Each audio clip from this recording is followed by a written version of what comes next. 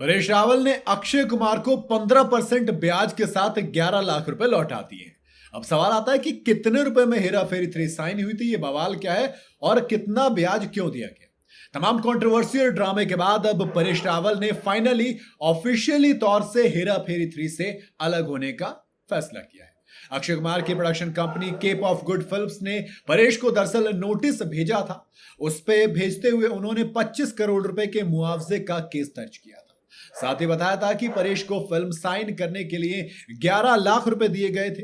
परेश रावल ने अब 15% के ब्याज के साथ वही 11 लाख रुपए लौटा दिए हैं, कंपनी को वापस कर दिए, मतलब केप ऑफ गुड फिल्म्स को। और इसी के साथ ये पुख्ता भी हो गया है कि अब वो हेरा फेरी 3 का हिस्सा बिल्कुल नहीं बनने वाले। आलम यह है कि शायद अब वो ज्वाइन तो छोड़िए, अब कहेंगे बेटा तुम कुछ भी कर लो, हम नहीं आने वाले। बॉलीवुड हंगामा ने सोर्स के हवाले से खबर छापी है जिसमें बताया गया कि परेश रावल ने साइनिंग अमाउंट यानी कि 11 लाख रुपए वापस कर दिए हैं। इस पर 15% का ब्याज भी दिया है ताकि कोई वो भी ना रहे शक व शुबा कि हमें इतने दिन हमारे पास रहते तो क्या होता, एफडी कराते इतना परसेंट उसमें भी नहीं मिलता। इसके अलावा भी हेरा फेरी 3 को छोड़ने के लिए उन्होंने कुछ और पैसे भी अक्षय की कंपनी को दे दिए, माने वो पूरी तरीके से अब इस बात से, इस चीज से, इस तमाम कंट्रोवर्सी से अलग होना चाहते हैं। इसे रिपोर्ट में आगे बताया कि टर्म शीट के मुताबिक परेश को 11 लाख रुपए का साइनिंग अमाउंट मिला था। उनकी कुल फीस 15 करोड़ रुपए तय की गई थी, माने फिल्म को करने के 15 करोड़ रुपए मिलते। इस टर्म के मुताबिक फिल्म के रिलीज के 1 महीने बाद ही परेश को बाकी के पैसे यानी कि 14 करोड़ 89 लाख रुपए दिए जाते। इस क्लॉज से परेश को आपत्ति थी, इशू था। फिल्म की शूटिंग अगले साल से शुरू होनी थी। इसका मतलब यह कि हेरा फेरी 3 2026 के आखिर या फिर 2027 में रिलीज होती और परेश को अपनी बाकी की फीस के लिए करीब 2 साल का इंतजार करना पड़ता।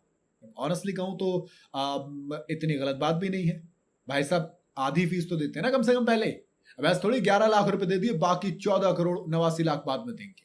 कई मीडिया रिपोर्ट्स में यह भी दावा किया जा रहा है कि हेरा फेरी 3 का सिर्फ अनाउंसमेंट टीजर शूट हुआ है जिसे भूत बंगला के सेट पर ही शूट कर लिया गया था।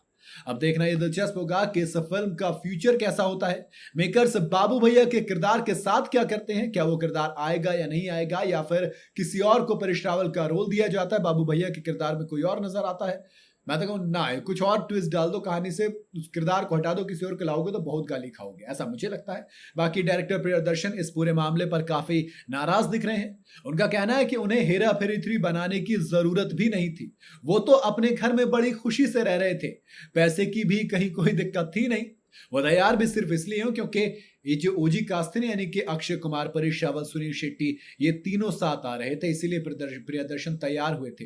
मगर इनमें से परेश, जिन्हें वो अपनी फिल्म फैमिली के सबसे समझदार इंसान मानते थे, उन्होंने इस मूवी को छोड़ने का फैसला कर दिया। इसीलिए अब उन्हें फर्क नहीं पड़ता कि फिल्म बने या ना बने, बने तो ठीक, ना बने तो भी ठीक। प्रियदर्शन अब उस वाले मोड में चले गए हैं। एंड ऑनेस्टली कहूं तो अगर ये ओरिजिनल तिकड़ी नहीं है तो फिर मजा नहीं आने वाला।